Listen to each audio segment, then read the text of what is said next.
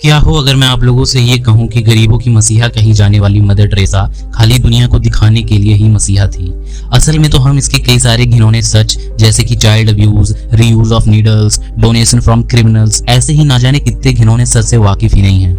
Mother Teresa जब India I थी तो यहाँ की गरीबी को देखकर वो अपनी एक संस्था the missionary of charity start की थी और वो इसमें गरीबों की फ्री ट्रीटमेंट करना, बच्चों की देखभाल करना, ऐसे ही कई सारे काम करती थी। पर इन्हीं के चैरिटी के लोगों ने इनके असल चेहरे के बारे में दुनिया को बताया। इन्हीं के चैरिटी के एक वॉलंटियर डॉक्टर अनूप चटर्जी, जो कि इंडिया में नहीं रहते थे, वो यूके जाने से पहले इंडिया के स्लम, रोड साइड के लोगों का मेडिकल चेकअप करने का सोचे और जब वो यहाँ मेडिकल चेकअप करने आए तो उन्होंने द मिशनरी ऑफ चैरिटी का नाम सुना। उस वक्त उन्हें द मिशनरी ऑफ चैरिटी की एक भी नन वहां पे दिखाई नहीं दी। उन्हें इस बात पे, इस चैरिटी पे कुछ शक हुआ और उन्होंने इस पर एक इन्वेस्टिगेशन करने का सोचा।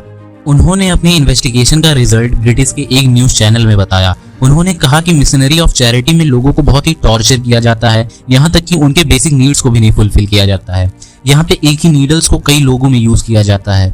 HIV एड्स के भी यहाँ पे पेशेंट मौजूद हैं, पर उन्हें यूज किया जाने वाला नीडल भी कई सारे लोगों के बॉडी में इंजेक्ट किया जाता है। यहाँ पे ना तो डॉक्टर्स की मेडिकल ट्रेनिंग होती है और बाहर से आए किसी भी डॉक्टर का मेडिकल चेकअप भी नहीं होता है। इसके बाद ब्रिटिश के ही एक डॉक्टर इस मिशनरी ऑफ चैरिटी में एक डॉक्टर के फॉर्म में चेकअप करने जाते हैं और उनके साथ यही होता है, उनका कोई भी बैकग्राउंड चेकअप नहीं होता है और वहां पे इन डॉक्टर ने जो कुछ भी देखा वो बाहर आके मीडिया को साफ साफ बता दिया। उन्होंने ये बताया कि यहाँ पर डॉक्टर की कोई मेडिकल ट्रेनिंग होती ही नहीं है और यहाँ पर ना तो कोई प्रॉपर सैनिटाइजिंग होती है, लोगों के लिए बेड्स तक अवेलेबल नहीं होते हैं। यहाँ पे तो मेडिसिन, बेसिक पेन किलर भी नहीं अवेलेबल होते हैं। यहाँ पर जो बच्चे मेंटली इल होते हैं उन्हें रोप्स से या कपड़ों से चेयर पे बांध के उल्टा लटका दिया जाता है जिससे कि वो कोई एक्टिविटी ना कर पाए। लास्ट में उन्होंने ये भी बताया कि यहाँ पर अगर कोई गर्म पानी मांग लेता है तो उसे वो तक नहीं प्रोवाइड किया जाता है। अगर पेशेंट्स हीटर मांगते हैं तो वहां की नर्स उन्हें ये कहकर मना कर देती हैं कि जीसस को ये सब नहीं पसंद। अब असल में मदर टेरेसा ऐसा क्यों करती थी? क्या उनके पास पैसों की कमी थी या कुछ और?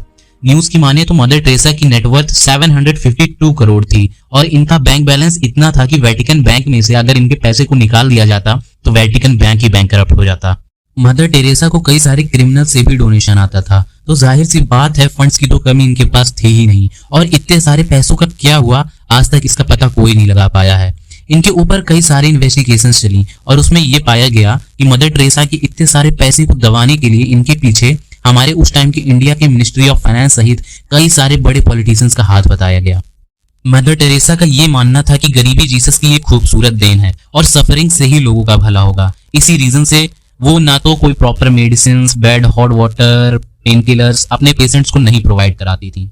और मैं आप लोग को एक बहुत ही अजीब बात बता दूं कि मरने के बाद इनके जो पेशेंट्स होते थे, बच्चे हों, बूढ़े हों, चाहे औरत हों, इनके बिना मर्जी के इन्हें क्रिश्चियनिटी में कन्वर्ट कर दिया जाता था, क्योंकि असल में तो मदर टेरेसा का मोटिव ही क्रिश्चियनिटी को बढ़ाना था।